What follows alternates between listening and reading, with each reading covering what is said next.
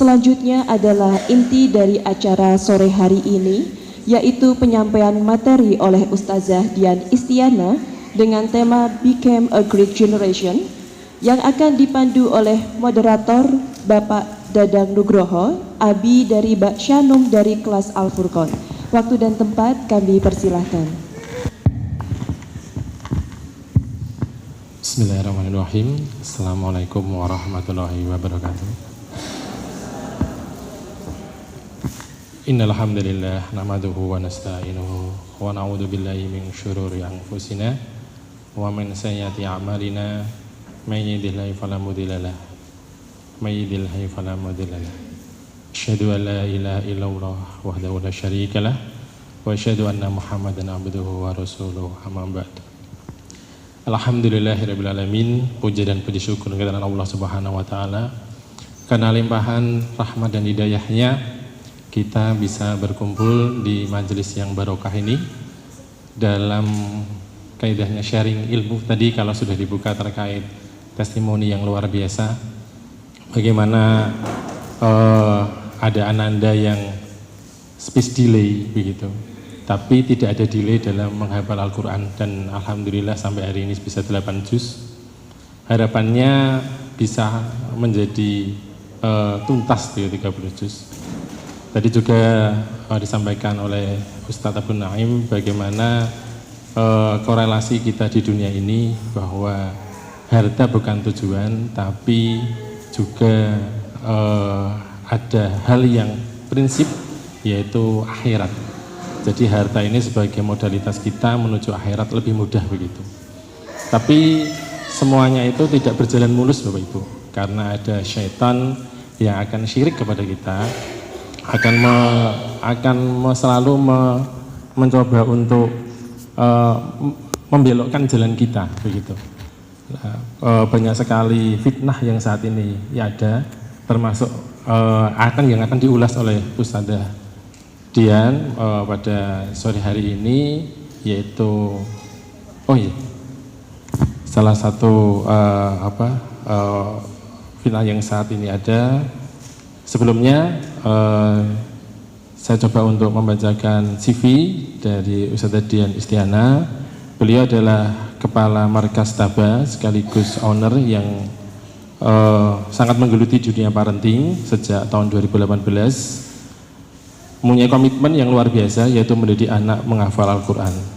Beliau juga adalah atlet berkuda di dunia ekosentrian dan beberapa kali mendapatkan medali. Pendidikan formal beliau, yaitu beliau selesai di pelatihan instruktur, pelatihan metode Tabarok level 1, 2, dan 3, training NLP, yaitu Neuro Linguistic Programming. Jadi NLP ini adalah model dari AI sebetulnya. Selanjutnya adalah training leadership, ada training self, yaitu spiritual emotional freedom teknik.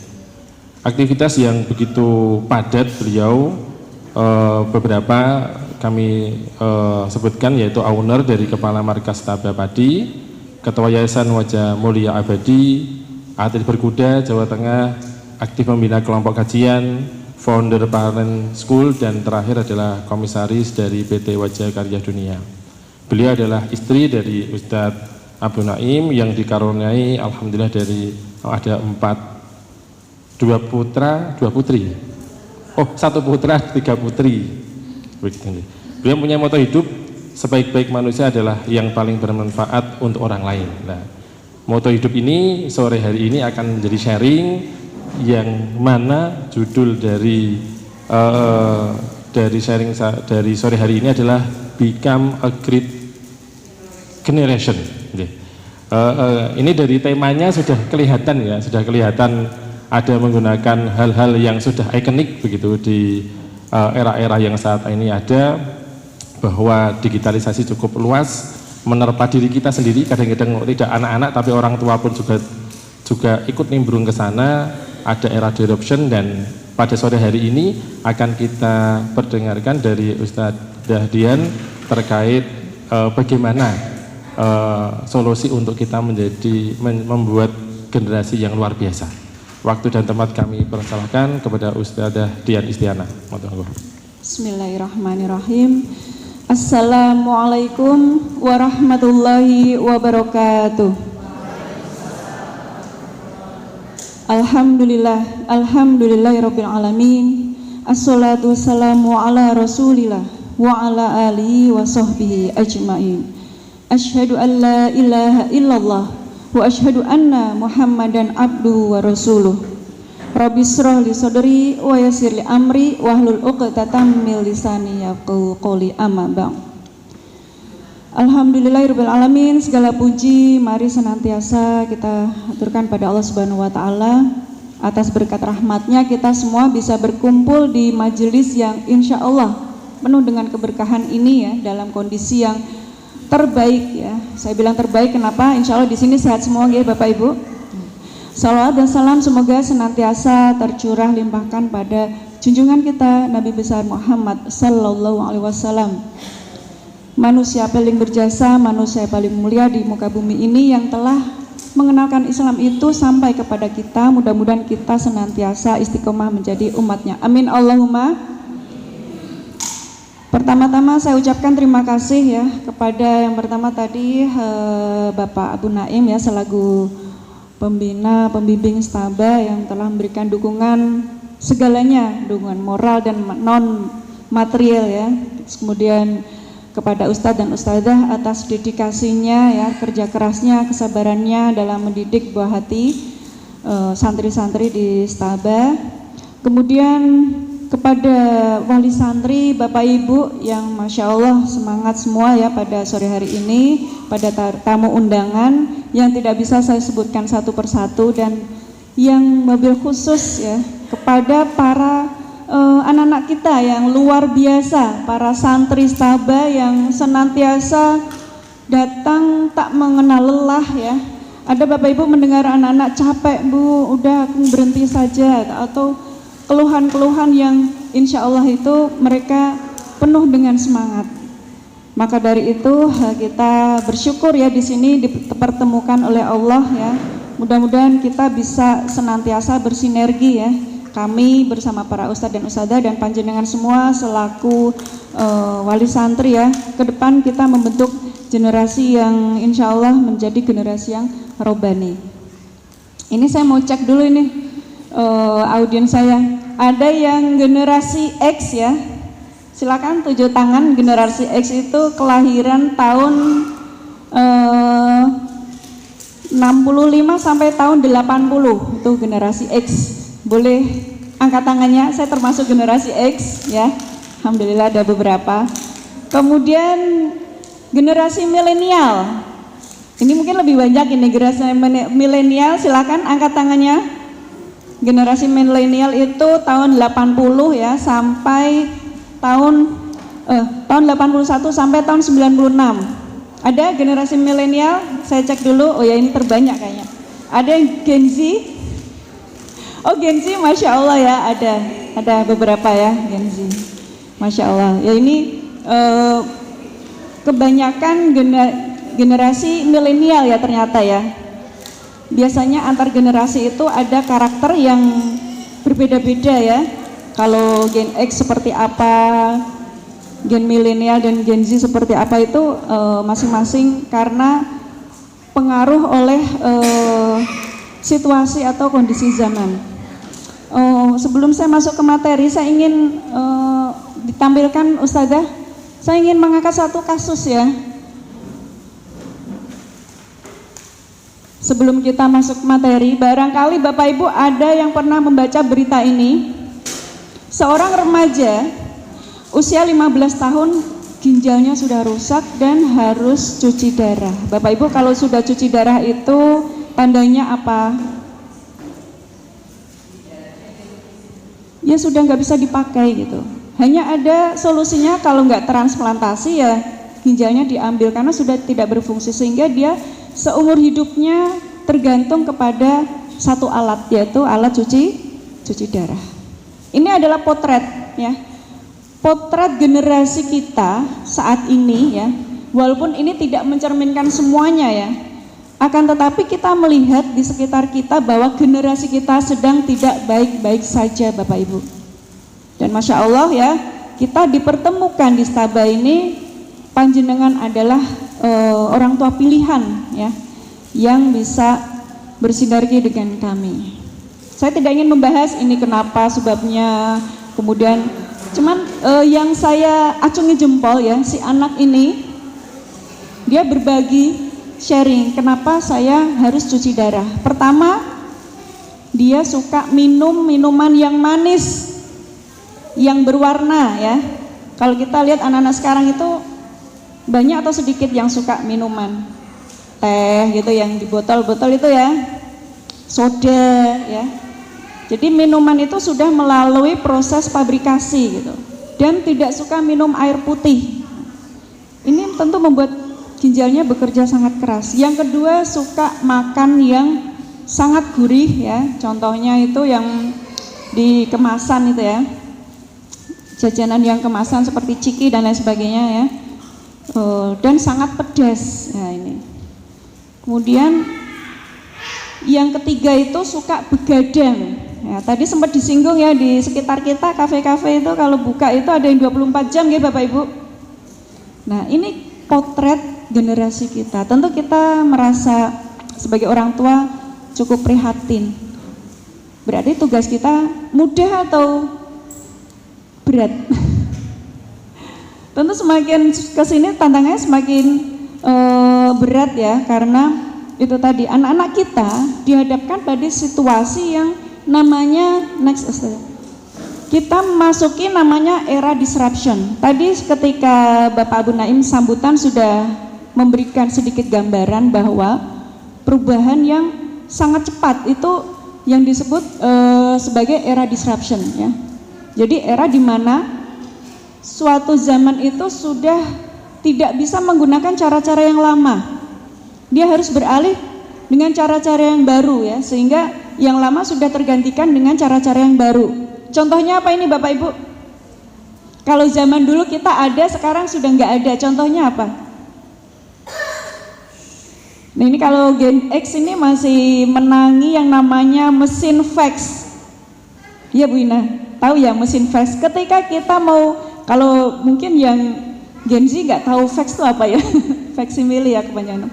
Zaman dulu kalau kita mau mengirim dokumen berupa gambar ya, kita harus datang ke wartel, kita serahkan dokumen tadi, kemudian dia akan seperti mesin scanner gitu ya, dia akan masuk melalui mesin yang kemudian data itu terbaca, kemudian dia baru dikirim ke nomor penerima gitu. Zaman dulu itu teknologinya masih sangat sederhana, jadi kita tidak bisa, kalau gambarnya rumit itu akan sulit terbaca. Ya itu ya, contoh yang zaman dulu ada, sekarang tidak ada. Kemudian ada yang menangi namanya pager. Nah ini Gen Z tambah bingung, ini pager itu apa ya? Pager itu satu ini ya, kita mau pesan SMS, akan tetapi kita harus telepon dulu ke wartel. Saya mau pesan ke nomor sekian. Bunyi pesannya, nanti kamu saya tunggu jam 7 di stasiun. Jadi biayanya itu per huruf ya kalau nggak salah. Ya, saya masih menang itu ketika ngirim pager ke temen itu harus didikte, ini hurufnya sudah betul atau belum gitu. Kemudian ada telegram. Nah ini cara-cara yang lama zaman dulu ada, sekarang sudah tidak lagi dipakai. Sekarang lebih canggih, bahkan kita mau ngirim dokumen sudah pakai PDF, kemudian langsung dikirim real time gitu. Nah ini contohnya apa, ciri-cirinya yaitu inovasi baru ya, seperti aplikasi transportasi. Dulu kita kalau mau menuju ke satu tempat, kita harus nyari dulu kan, entah itu tukang ojek ya, naik beca, kita harus nunggu sampai dilewatin ya. Kalau sekarang sudah menggunakan aplikasi, kita tinggal pesan aja dan ini tujuannya kemana gitu, lebih mudah. Kemudian teknologi digital ya, seperti AI, robotik, nah itu sudah hal yang sangat wajar untuk saat ini. Kemudian industri ya, runtuhnya industri lama yang dikalahkan dengan industri baru. Bapak Ibu mungkin kita masih ingat kemarin ya, ada pabrik yang sudah memiliki karyawan puluhan ribu akhirnya tutup. Apa? Masih ingat nggak? Sritex ya. Kemudian yang ini Sanken, apa? Yang elektronik itu, kalau nggak salah Sanken ya, kalau nggak salah ya. Kenapa bisa? Tentu semua bisa terjadi gitu. Kalau tidak siap dengan teknologi. Nah ini. Terus kemudian profesi baru ya seperti content creator, data analysis. Ini mungkin mendepan sudah nggak butuh content creator karena udah menggunakan AI. Jadi semuanya sudah akan digantikan oleh AI. Next ya. Maka menghadapi situasi yang seperti itu tentu kita harus memberikan anak-anak kita bekal yang cukup. Semakin besar tantangan yang kita hadapi, semakin banyak bekal yang harus dimiliki oleh anak-anak kita. Alhamdulillah tadi sudah disampaikan ya, yang memberikan testimoni dan sambutan ya, tadi sudah menyinggung. Nah ini alhamdulillah ini ada kaitannya ya, nanti akan saya jelaskan satu persatu. Maka wajib hukumnya ya kita memberikan skill tambahan. Jadi skill untuk memasak itu sudah biasa, menjahit itu sudah biasa, menyetrika atau membersihkan rumah itu skill-skill dasar yang nantinya dia tidak cukup hanya memiliki skill dasar. Masih ada skill yang harus dikuasai ya, minimal itu bekal anak-anak kita supaya apa? Mereka ketika menjadi pemimpin di masa yang akan datang dia sudah siap dengan kondisi yang terjadi, apapun yang terjadi gitu. Yang pertama adalah keterampilan berpikir kritis dan problem solving ya, ini yang pertama. Saya mohon izin berdiri ya Bapak Ibu. Yaitu keterampilan untuk menganalisa informasi ya, kemudian mengevaluasi dan membuat keputusan yang logis. Nah, sayangnya ya, skill yang seperti ini tuh buat anak-anak sekarang itu tidak semua anak-anak memiliki gitu. Ada banyak sekali ya kejadian atau kasus ya anak-anak yang mudah menyerah ya, kemudian dia tidak sabar ketika menghadapi satu kondisi gitu. Akibatnya apa? Yang namanya menyerah ya, dia akhirnya tidak mau mencoba lagi gitu, karena dia sudah kehilangan motivasi gitu. Padahal keterampilan ini menjadi keterampilan yang sangat dasar ya, supaya dia ketika menjadi pemimpin dia lebih siap gitu. Dan salah satu bekal ya untuk menjadi pemimpin di masa yang akan datang. Ada beberapa contoh aktivitas nih Bapak Ibu, silahkan nanti masing-masing ya di evaluasi ya, anak saya itu keterampilannya untuk berpikir kritis ya atau mencari problem solving itu sudah berapa persen gitu. Bisa kita menggunakan questionnaire atau pertanyaan yang sederhana 5W1H yang what ya, how, what, apa ya, who ya, siapa, when, where, itu adalah pertanyaan dasar yang bisa kita sampaikan kepada anak-anak ketika pulang sekolah gitu, melihat kejadian, atau ketika kemarin ada kondisi musibah yang terjadi di pondok pesantren gitu. Kita coba tanya, berita ini tentu banyak ya Bapak Ibu ya, kita doakan mudah-mudahan santri yang gugur dalam insiden kecelakaan di pesantren ya, mereka insya Allah semuanya syahid ya, karena yang tertimpa bangunan, apalagi para santri sedang dalam kondisi sholat ya, kita doakan semoga semuanya syahid ya insya Allah ya. Nah ini adalah pertanyaan dasar yang bisa kita berikan pada anak, dan sehingga ada tanya jawab gitu. Terus kemudian bisa melatih untuk tidak hanya menerima informasi, akan tetapi menggali lebih dalam gitu. Jadi lebih dikembangkan lagi ya, pertanyaan yang 5W1H itu misalnya kenapa gitu. Oh tadi ada kecelakaan, kenapa ada kecelakaan? Karena ada yang melanggar lampu lalu lintas. Kenapa dia melanggar lampu lalu lintas? Karena dia buru-buru atau karena dia ngebut gitu. Kenapa dia ngebut? Jadi anak dikejar dengan pertanyaan sampai dia itu mentok. Oh karena dia memang sukanya ngebut, atau dia ada urusan yang harus diselesaikan, sehingga dia itu berkembang pikirannya gitu. Jadi kita kasih pertanyaan sampai dia betul-betul mentok ya, tidak, sehingga apa, kita cari kesimpulan terus harusnya bagaimana, seperti itu ya. Terus kemudian bisa dengan menganalisa mana ini berita yang hoax dan mana ini fakta. Alhamdulillah anak-anak sekarang itu lebih jeli ya Bapak Ibu kalau melihat berita, oh ini AI mah gitu. Kadang saya melihat apa itu yang di medsos itu, jadi dia lebih jeli ternyata daripada saya gitu. Sekarang AI itu bisa bikin film Bapak Ibu ya, jadi nggak perlu aktor lagi gitu, udah semuanya sudah dikerjakan oleh AI. Next sudah.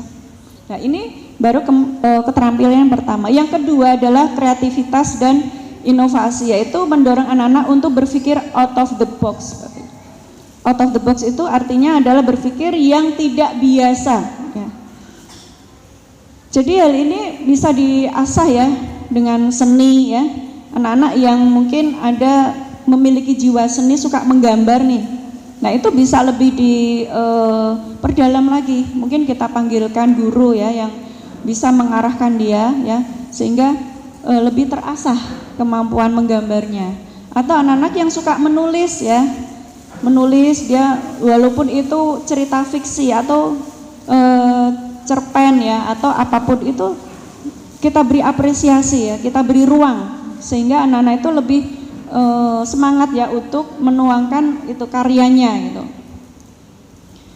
Kemudian yang ketiga adalah literasi, yang selanjutnya untuk kreativitas dan inovasi ya. Ini ada contoh kegiatan yang bisa mengasah kreativitas ya.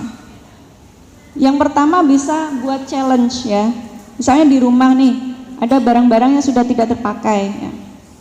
Kemudian kita kasih challenge, coba nak kamu buat itu supaya barang yang nggak kepakai itu bisa dipakai lagi. Nah ini kan anak-anak kan mikir ya Bapak Ibu ya, aduh dibuat apa ya, kalau kaleng ya misalnya ada kaleng susu ya atau kardus gitu kan. Nah dia akan mikir, coba kamu bikin ini bisa menjadi barang yang bisa bernilai gitu, punya nilai seni gitu. Nggak apa-apa, boleh lihat di melihat aplikasi ya, kita beri kesempatan ya untuk berkreativitas gitu. Kemudian design thinking mini project ya, dengan tahapan, jadi apa sih masalahnya gitu, kok sekarang sampah kok banyak sekali. Kemudian brainstorming, kamu punya ide apa ini supaya sampah yang menggunung ini bisa bermanfaat gitu, misalnya dibikin kompos ya, sehingga buat prototipe kemudian diuji coba. Beberapa waktu yang lalu ya, keponakan saya ya, dia mondok di Jogja, ikut inventor ya, ada semacam lomba untuk penemuan alat. Alhamdulillah dapat juara 1 Bapak Ibu. Jadi beliau namanya Arya ya, masih kelas 2 SMA, berangkat bersama timnya ke Jakarta. Dia menemukan alat yang menggunakan remote, jadi dia memodifikasi itu remote-nya ya, sehingga alat itu bisa bekerja gitu. Dan alhamdulillah ketika dipresentasikan di Jakarta ya, bisa mengalahkan beberapa peserta dari luar negeri. Masya Allah, ini kalau dari kecil sudah sering diberikan ruang untuk melakukan kreativitas. Maka dari itu Bapak Ibu jangan langsung marah-marah ketika melihat anaknya itu sedang menggunting-gunting spray. Ibu-ibu pernah ibu-ibu spraynya digunting-gunting gitu, atau korden. Ini anak saya pernah itu. Ini anak kok diem aja, ternyata itu kordennya bagian tengah bukan yang pinggir. Yang tengah itu dia ambil gunting, kemudian di ujungnya itu gitu, dia sedang berkreasi gitu. Coba gimana sih ini kok korden kok polos gitu, dia ingin membuat dikasih motif gitu. Dikasih motif. Nah seperti itu ya. Terus kemudian kita bisa melakukan dengan permainan apa jadinya, what if gitu. Misalnya apa ya kalau sekolah malam hari gimana ya rasanya ya gitu. Jadi kita berikan rangsang dengan membayangkan sesuatu yang itu tidak biasa gitu.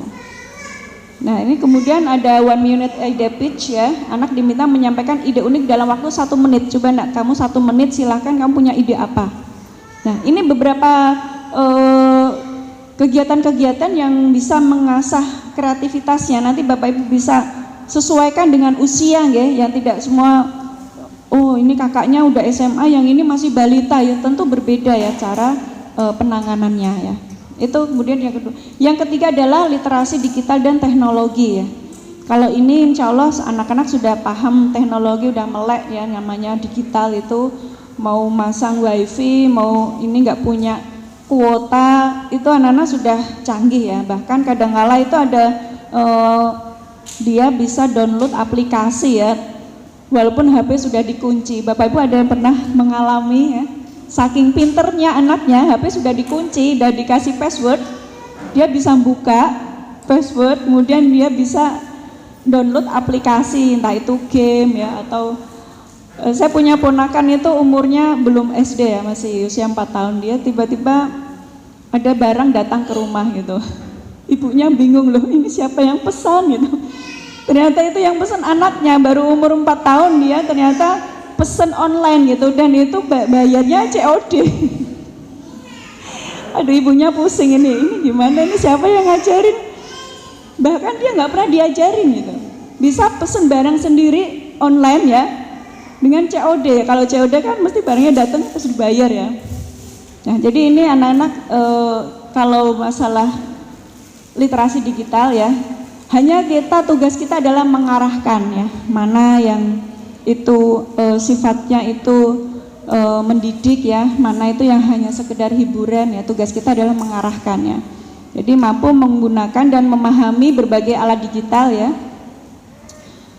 termasuk dalam keamanan digitalnya ya. Bagaimana di dunia maya itu kan sekarang semakin berkembang ya Bapak Ibu ya, entah kejahatannya juga ya, pembulian di dunia maya, kemudian peretasan akun ya. Baru kemarin ya, nomor anak saya itu dihack ya. Ya, jadi anak saya yang tinggal di Mesir itu ya, nomornya tiba-tiba muncul itu ya, dan ternyata nomornya sudah dihack oleh orang lain gitu. Nah ini sebuah kenyataan fakta yang harus mereka tuh siap ya, ketika mereka sudah berinteraksi dengan dunia maya, maka apapun bisa terjadi gitu. Ini harus kita pahamkan juga. Terus kemudian skill yang keempat adalah kemampuan belajar sepanjang hayat atau lifelong learning ya, yaitu anak-anak memiliki kecintaan belajar ya, mampu beradaptasi serta suka belajar hal baru. Sayangnya Bapak Ibu ya, anak-anak terutama yang di Abu Bakar sekolah berapa hari? 5 hari. Kalau libur berarti belajarnya libur. Betul nggak Bapak Ibu? Betul gitu. Kan nggak sekolah, ngapain belajar gitu.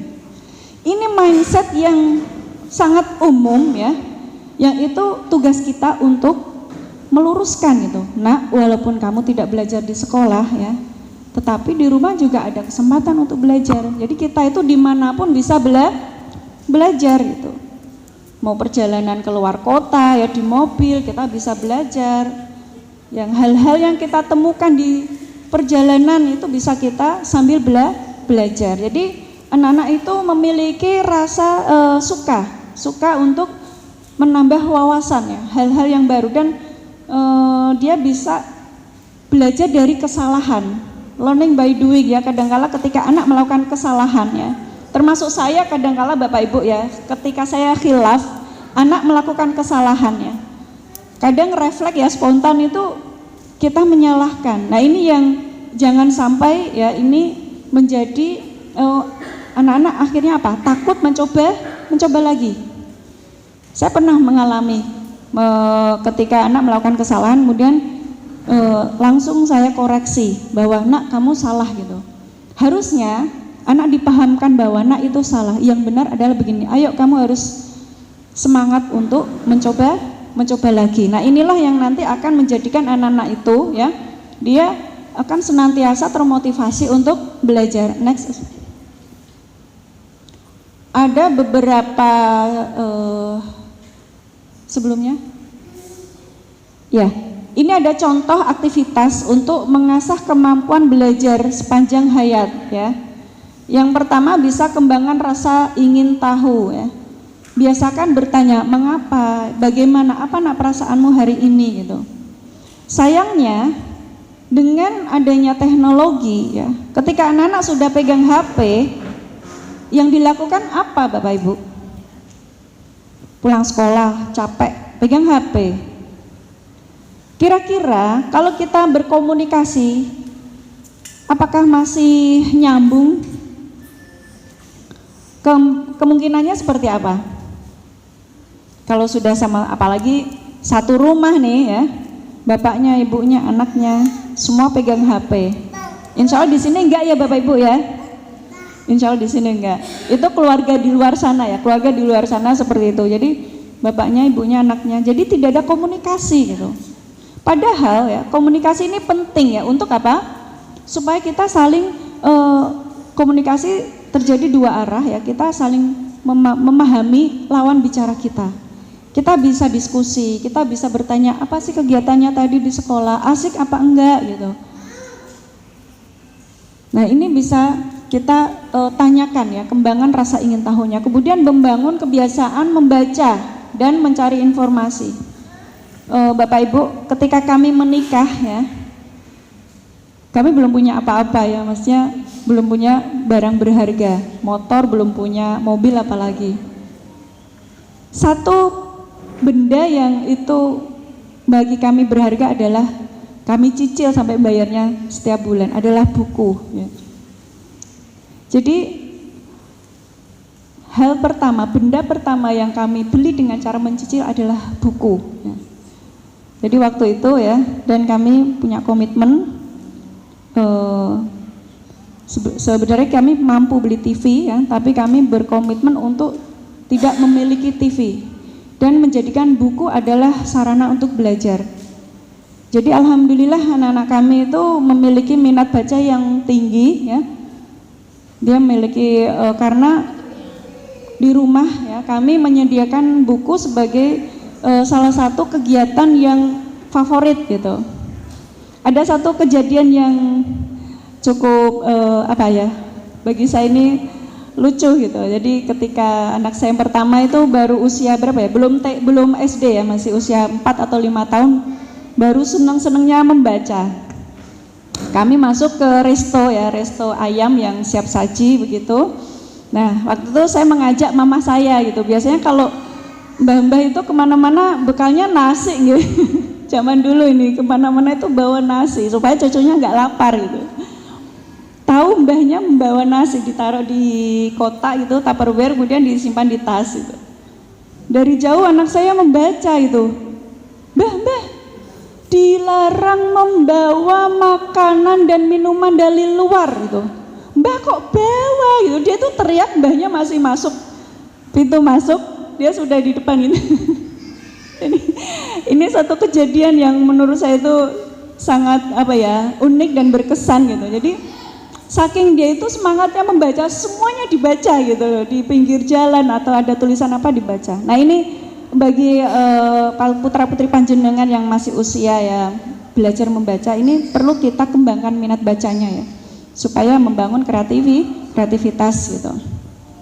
Terus belajar dari pengalaman ya, jadi bisa menerapkan micro learning ya, contohnya menghafal 10 kosakata bahasa asing ya, ini rutin ya. Alhamdulillah di sini ya anak-anak sudah belajar bahasa asing itu dari SD ya.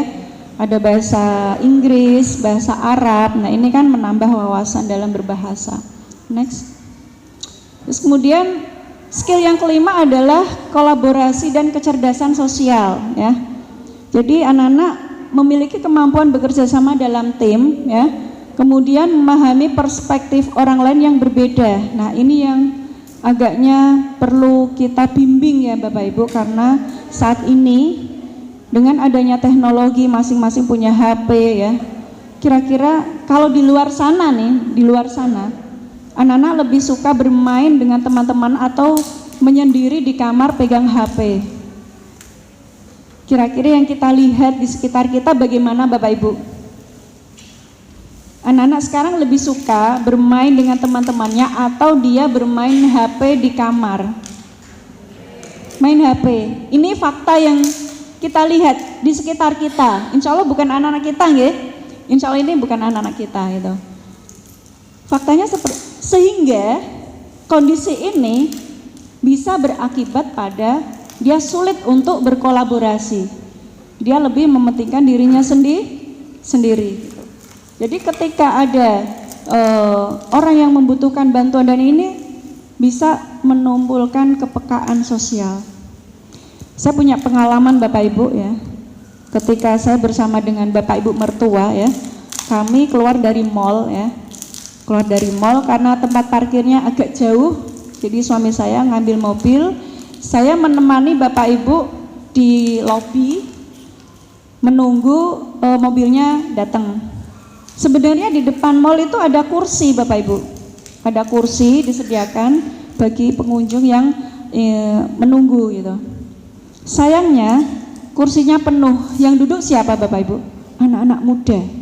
Anak usia SMA, anak-anak usia ya 20 tahun ya. Semuanya anak muda. Melihat Bapak Ibu saya berdiri, tidak ada satupun yang menyerahkan tempat duduknya. Saya lumayan agak kesel ya. Ya Allah, kenapa nggak ada yang ini nawarin tempat duduk buat Bapak Ibu gitu. Semuanya asik dengan gadgetnya masing-masing. Padahal ini di Solo Bapak Ibu, bukan di kota besar yang Jakarta ya. Ini di Solo. Kalau nggak salah lupa saya maunya.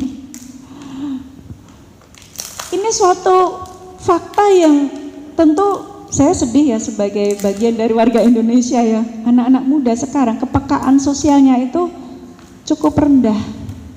Mudah-mudahan ya anak-anak kita ya, asal kita serius membina mereka, insya Allah mereka akan memiliki kecerdasan sosial yang tinggi ya. Berikutnya adalah komunikasi efektif ya. Jadi anak-anak mampu menyampaikan ide dengan jelas ya, menyampaikan dengan bahasa yang runtut. Ya kadang-kala itu ya anak-anak itu kalau ngomong ya antara A, B, C itu enggak beraturan gitu. Nah ini yang perlu kita latih ya supaya mereka itu bisa bicara dengan bahasa yang sistematis ya. Nah ini karena penting. Untuk apa? Di masa yang akan datang ketika mereka menjadi pemimpin di level manapun, keterampilan komunikasi ini sangat penting Bapak Ibu. Bayangkan ya ketika kita suasana rapat misalnya, ketika kita tidak mampu menyampaikan pendapat kita dengan sistematis, yang terjadi apa? Tentu kita akan diremehkan oleh orang lain. Betul tidak? Ketika kita mampu menyampaikan dengan bahasa yang sistematis, walaupun idenya sepele, itu akan kelihatan luar biasa Bapak Ibu. Sebenarnya materi saya ini sepele gitu. Saya dapatnya dari internet gitu. Dan ditambah dengan pengalaman-pengalaman yang saya dapatkan. Akan tetapi ketika saya kemas seperti ini, materinya Ustazah Dian itu luar biasa gitu ya, mungkin tampilannya. Tapi sebenarnya ini ada hal yang biasa aja gitu. Panjenengan mau belajar dari buka aja ChatGPT itu akan ada semua gitu. Mau cari informasi apapun itu lengkap gitu. Nah ini cuman perlu apa? Dilatih gitu. Terus kemudian yang ketujuh, manajemen emosi ya, atau kecerdasan emosi. Bagaimana anak-anak itu mampu mengendalikan emosinya dengan baik. Kira-kira anak-anak boleh marah atau tidak Bapak Ibu? Anak-anak boleh marah tidak? Kalau anak marah, yang panjenengan lakukan apa? Dibiarkan? Dimarahin? Dihukum? Kira-kira apa yang panjenengan lakukan ketika anak marah? Saya melihat di medsos itu ada anak kecil ya usia 3 tahun atau 4 tahun. Dia ngemasin baju-bajunya, dimasukkan ke tas. Ya ini yang senyum ini mesti lihat ini. Mau kemana adik? Aku mau pergi aja. Kenapa? Itu mamanya pura-pura ini kan, emosional juga gitu. Aku mau pergi aja, bajunya itu dikeluarin dari lemari ya, masukin ke tas. Aku mau pergi aja gitu. Ternyata apa penyebabnya? Yang namanya anak kecil tentu penyebabnya sepele ya, bukan sesuatu yang besar itu. Gara-gara dia tidak dibelikan mainan sesuai keinginannya gitu. Maka ketika anak-anak emosi, ketika anak-anak marah ya, perlu kita beri ruang. Kamu lagi marah ya sayang? Kita kasih kesempatan dia untuk meluapkan emosinya. Yang penting emosi yang positif. Ketika nada bicaranya, intonasinya masih terkontrol, kita berikan kesempatan. Kita berikan kesempatan untuk mengekspresikan apa yang dia rasakan. Nah ini ketika anak-anak terlatih ya dari kecil. Anak tantrum boleh enggak Bapak Ibu? Ya tantrum kalau 5 tahun ke bawah masih wajar ya. Kalau yang tantrum 10 tahun bagaimana Bapak Ibu? Yang tantrum anak usia 10 tahun SD kelas 5 tantrum.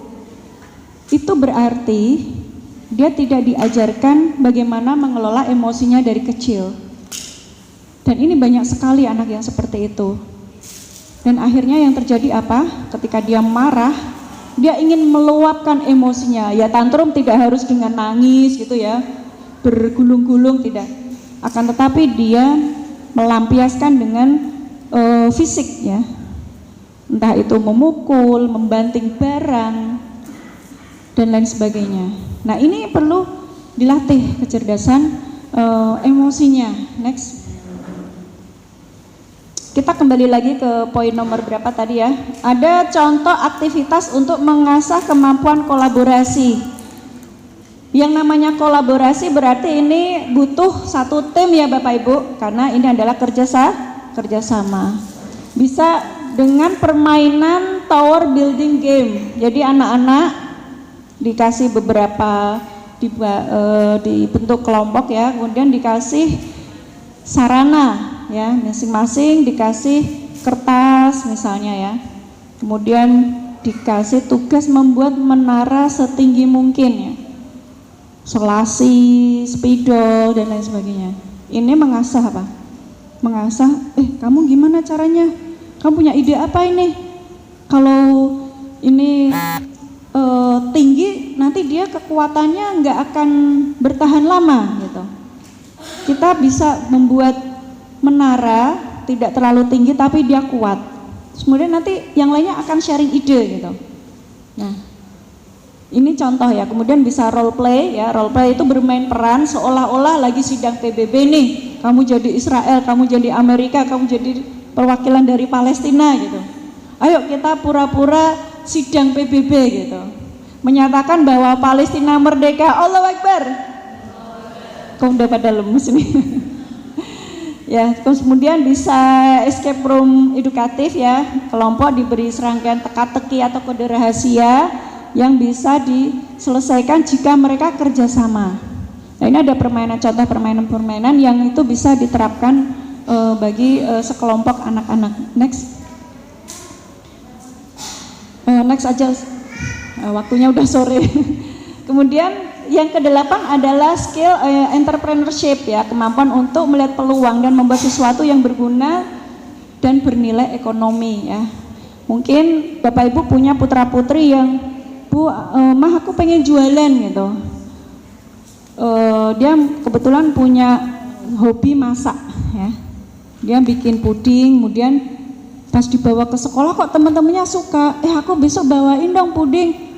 Ya masa setiap hari tak bawain, kamu beli mau enggak gitu. Ternyata temennya mau gitu. Ini anak saya nomor 2 ya, dulu waktu SD itu dia sering bawa bikin puding di rumah, kemudian di sekolah itu dijual gitu. Kamu nggak apa-apa jualan, nggak apa-apa, ini kan temanku udah pesen ya. Anak yang punya kemampuan entrepreneurship ini perlu didorong atau kita kembangkan kemampuannya gitu. Jadi tidak hanya jualan secara offline, nak coba kamu jualan online gitu. Kamu posting aja produkmu. Yang sekarang tuh banyak ya Bapak Ibu ya, bisa dilakukan ya.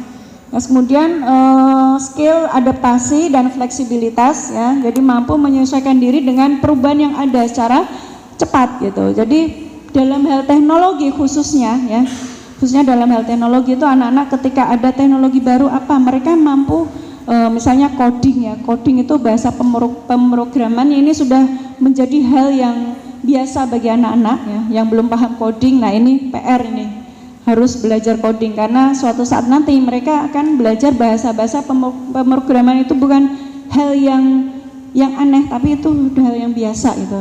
Dan yang terakhir adalah personal branding, Bapak Ibu.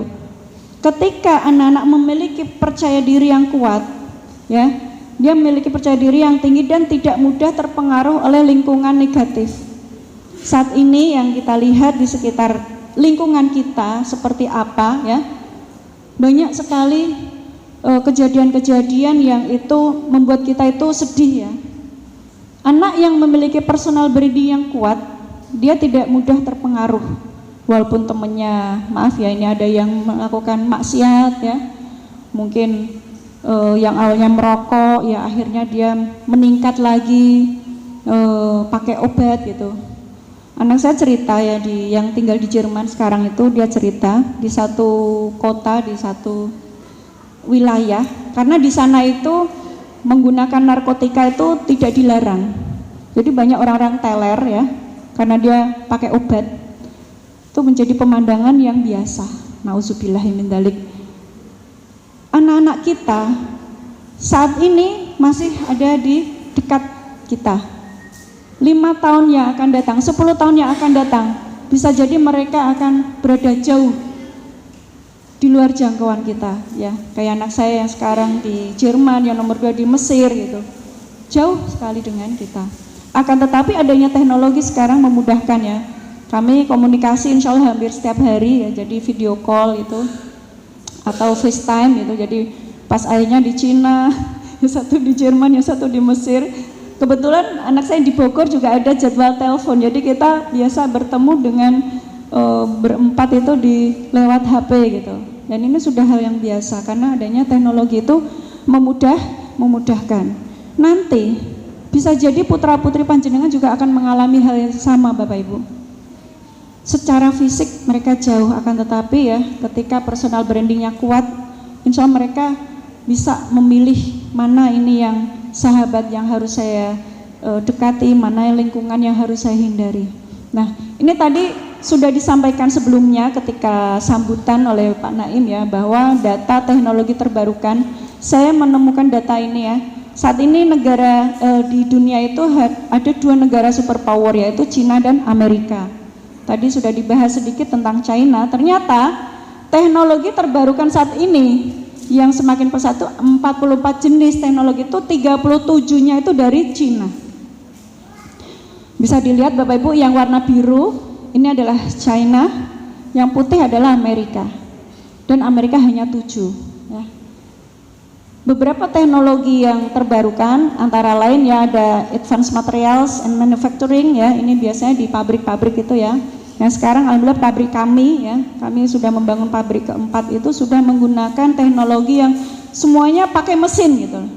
Dari mulai dia memotong bahan, kemudian membuat pola, sampai terakhir keluar sudah berupa profil ya. Ini ada beberapa wali santri yang kebetulan tahu prosesnya gitu. Sudah menggunakan mesin semuanya. Kemudian ada artificial intelligence ya, dan energy and environment, teknologi kuantum, bioteknologi, vaksin, defense, space, robotik, dan transportation. Siapa yang menguasai? Cina saat ini ya. Amerika sudah dikalahkan oleh Cina. Ini adalah fakta yang harus kita hadapi. Anak-anak kita kalau tidak kita siapkan dari sekarang, mereka harus mampu menghadapi negara superpower ini. Tidak sebagai pekerja, akan tetapi harus sebagai pemimpin. Amin Allahumma amin. Dan ini ada beberapa teknologi canggih yang saat ini AI, contohnya itu bisa translate ya Bapak Ibu, nggak usah belajar bahasa Cina. Ketika kita melihat di produk itu ada tulisannya kok Cina ya, aku nggak usah les Bapak Ibu, pakai aja translate, Google Translate. Ini saya tidak endorse ya. Tinggal di ini aja nanti akan keluar sendiri dalam bahasa Indonesia.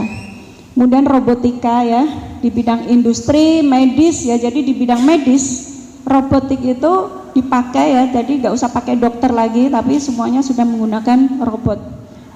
Ada yang namanya IoT, Internet of Things. Ini contohnya itu ada perangkat yang saling terhubung melalui internet. Contohnya adalah smart home. Kalau di Indonesia belum populer, Bapak Ibu. Kalau kami sedang mengembangkan produk yang namanya smart lock ya. Di sini belum populer. Akan tetapi kalau Bapak Ibu nonton drakor ya, khususnya ibu-ibu ini ya, drakor ya. Di sana itu misalnya apartemen yang sederhana sekalipun itu sudah menggunakan smart lock. Sudah nggak pakai kunci yang ada anaknya itu ya. Sudah pakai teknologi smart lock. Itu di Korea, di Cina itu sudah berkembang dengan pesat. Nah, belum sampai ke Indonesia. Ini kami sedang mengembangkan produk tersebut. Kemudian ada VR ya, virtual reality ya. Jadi anak-anak mungkin sekarang udah familiar ya dengan VR. Jadi mereka pakai kacamata, tapi kok teriak-teriak gitu. Ternyata dia pakai kacamata itu sambil naik roller coaster gitu kan. Ketika turun gitu. Padahal kalau kita lihat kan nggak ada barangnya gitu. Nah, ini adalah teknologi VR ya. Big data dan komputasi kuantum. Next, ini udah terakhir nih Bapak Ibu ya. Mohon maaf. Ini ada teknologi contoh ya. Teknologi sekarang ini kecerdasan buatan ya, AI. Manfaatnya apa sih? Manfaatnya adalah untuk menganalisis data. Ya, contohnya untuk apa? Yaitu untuk mengambil keputusan. Jadi dengan dibantu dengan AI, ketika kita menganalisis data itu semakin mudah gitu. Kemudian ada lagi yang namanya robotik ya. Ini untuk mempercepat proses produksi. Ini di bidang manufaktur ya. Nah, contohnya ini bisa menambah jumlah ya. Jadi kalau dengan tenaga manusia ya, yang tadinya cuma bisa produksi 100, dengan menggunakan teknologi robot bisa 1000. Nah, kira-kira sangat membantu bukan? Ya, untuk di bidang industri ya. Terus kemudian IoT ya, tadi saya sampaikan ya, Internet of Things itu manfaatnya membantu tugas manusia. Jadi kalau di luar negeri ya, ketika masuk ke dalam rumah, pintunya sudah smart lock. Kemudian ketika dia mau menyalakan lampu, sudah pakai remote. Mau menyalakan AC, semua sudah dikendalikan dengan HP. Nah, ini namanya IoT. Bahkan mobil terbaru Xpeng, ada yang pernah, bapak-bapak ini mungkin yang otomotif, ada yang suka otomotif. Mobil yang Xpeng ya namanya itu dari Cina, sekarang dia sudah bisa dikendalikan dengan HP. Remote-nya sudah, bisa mau parkir nih, tinggal pencet aja tombolnya di HP. Masya Allah, ini sebuah teknologi yang luar biasa yang itu sangat cepat berubah, yang mana ketika kita tidak siap dengan kondisi tersebut, maka anak-anak kita akan tergilas oleh zaman. Tentu kita tidak ingin hal itu terjadi ya Bapak Ibu, karena mereka nantinya yang akan menjadi penerus pemimpin ya, memegang estafet kepemimpinan untuk saat ini. Ya, sebelum saya tutup Bapak Ibu, perlu diketahui bahwa ya Staba kami senantiasa berkomitmen ya untuk senantiasa berbenah ya. Ada kekurangan apa kita benahi, kita ingin semakin ke depan Staba semakin baik, maju dan berkembang. Maka dari itu ya, salah satu ikhtiar kami dalam menerapkan skill ya yang tadi saya sampaikan ya adalah dengan kepada para santri adalah dengan memberikan mereka tugas. Jadi perlu diketahui Bapak Ibu, saat ini santri yang di kelas Asyifa dan Al-Baqarah B, mereka kami beri tugas mulia, yaitu menjaga adik-adik balitanya. Masya Allah ya, karena kami yakin bahwa dengan menjaga adik-adik balita itu beberapa skill akan terasah sekaligus. Yang pertama adalah kecerdasan emosinya, bagaimana mereka menghadapi anak, nanti kalau rewel bagaimana itu. Kadang-kala kita menghadapi satu anak aja repot ya. Nah ini Masya Allah ya, ini para santri yang di kelas Asyifa dan Al-Baqarah, mereka kami beri amanah yang alhamdulillah mereka mampu ya. Jadi ada skill emosi ya, kecerdasan emosi, kemudian problem solving, kreativitas, kolaborasi. Masya Allah, ini banyak sekali skill yang bisa mereka terapkan saat ini. Dan kami beri motivasi bahwa nak, apapun yang akan kamu lakukan saat ini itu adalah kebaikan, dan kebaikan itu nanti akan kembali kepada dirimu sendiri gitu. Maka dari itu ya, kita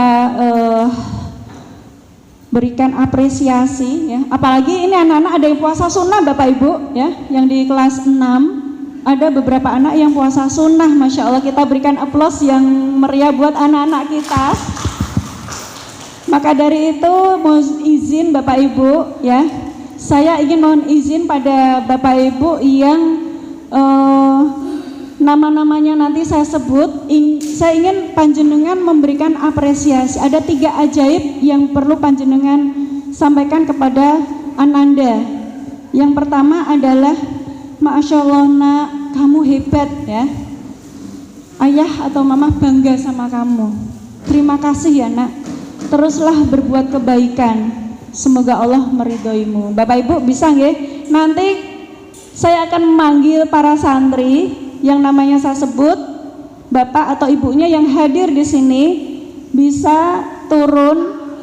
Kami menyiapkan hadiah, nanti Bapak Ibu bisa menyerahkan hadiah tersebut kepada putra-putri panjenengan sambil mengucapkan 3 kata ajaib. Yang pertama apresiasi, Masya Allah nak, kamu hebat, terima kasih, mama bangga sama kamu. Yang kedua adalah dorongan untuk selalu berbuat kebaikan ya, terus berbuat baik ya nak. Yang ketiga adalah doa, semoga Allah meridhoi. Oke Bapak Ibu, mohon izin ya, saya panggil beberapa nama santri yang saat ini sedang menjaga adik-adiknya di bawah. Nanti Bapak Ibu bisa keluar, kemudian Ustazah sudah menyiapkan hadiah ya, berupa coklat ya, coklat ini lambang kasih sayang, nanti menyerahkan kepada Ananda.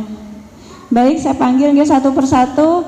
Mbak Nina, Masya Allah, Barokallah, silakan Bunda bisa langsung menemui. Ini reality show ini sebenarnya, wali santri tidak kami beritahukan sebelumnya. Kemudian Mbak Akila, kemudian Mbak Meisya, kemudian Mbak Andara. Nanti setelah memberikan nanti kembali lagi ke sini nggih, karena kita akan penutupan. Kemudian Mbak Hafizah, Mas Hasan, Mas Khairul, Mas Aidin. Dari kelas Al-Azhar ada Mbak Syanum dan Mbak Kirana. Terus kemudian dari kelas Asyifa ada Ananda Emin ya, anak saya sendiri, Mbak Mahren, Mbak Zelmir, Mbak Ranim, Mbak Askia, dan Mas Akmal. Masya Allah, kita berikan aplaus ya buat para anda-anda yang luar biasa. Saat ini mereka kondisinya berpuasa, mereka menjaga adik-adiknya, mengasuh. Saya juga mohon izin sebentar ya, nanti kita akan kembali insya Allah dalam waktu 2 menit. Bapak Ibu yang lain bisa tetap berada di tempat karena Ustazah akan menampilkan video dokumenter dari Stabah. Bapak Ibu. Siap.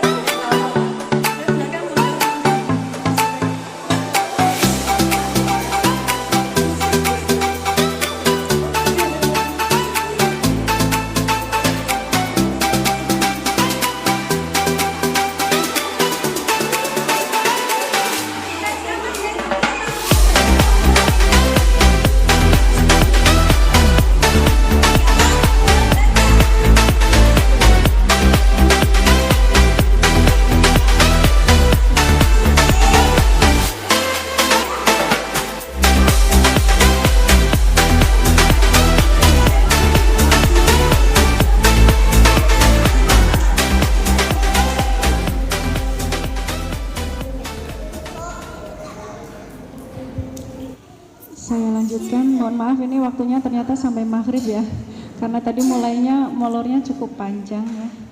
Alhamdulillah tadi anak-anak kami sudah menerima coklat dari sebagai wujud rasa apresiasi dan kasih sayang dari kami.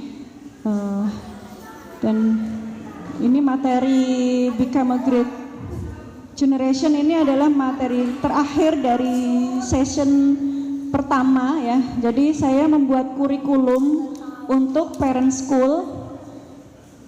Ada 6 materi yang sudah kami sampaikan. Yang pertama dulu pengaruh ridho orang tua terhadap tumbuh kembang anak ya. Ada anakku kecanduan gadget. Terus kemudian ini adalah materi yang ke-6. Yang materi kelima adalah Become a Great Parents, dan ini adalah lanjutannya dari sudut pandang sebagai anak-anak ya, Become a Great Generation. Mudah-mudahan apa yang kami sampaikan ini bisa bermanfaat buat kita semua, dan ini adalah session yang pertama. Nanti session yang kedua juga akan kami rancang kurikulum ya, yang mana ini adalah lanjutan dari session yang pertama. Jadi bedanya apa? Bedanya yang session kedua ini nanti lebih teknis ya. Nanti untuk materi pertama, how to make my goal setting ya, ini nanti akan kami sampaikan. Dan kemudian yuk kenali lebih dekat pasanganmu. Nah ini nanti akan kita lanjutkan ya setelah session yang pertama ini berakhir. Baik Bapak Ibu, sebelum saya tutup ini saya mau berpantun ya. Yuk kita raih kebahagiaan, janganlah bersedih. Cukup sekian dan terima kasih. Wabillahi taufiq wal hidayah. Wassalamualaikum warahmatullahi wabarakatuh. Waalaikumsalam warahmatullahi wabarakatuh. Jazakillah Ustaz Dian. Jazakillah Ustaz Dian atas materi yang luar biasa tadi. Semoga menjadi keberkahan kita. Saya tutup untuk sesi sharing ini dengan doa kifaratul majlis. Subhanallah wa bihamdihi asyhadu an la ilaha illa anta astaghfiruka wa atubu ilaik.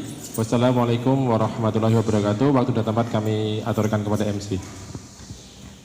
Hadirin yang dirahmati Allah, karena waktu yang terbatas, marilah kita tutup acara ini. Alhamdulillah, terima kasih untuk kehadiran ayah bunda. Apabila ada salah dalam perkataan dan perbuatan, kami mohon maaf. Wabillahi taufiq wal hidayah. Wassalamualaikum warahmatullahi wabarakatuh.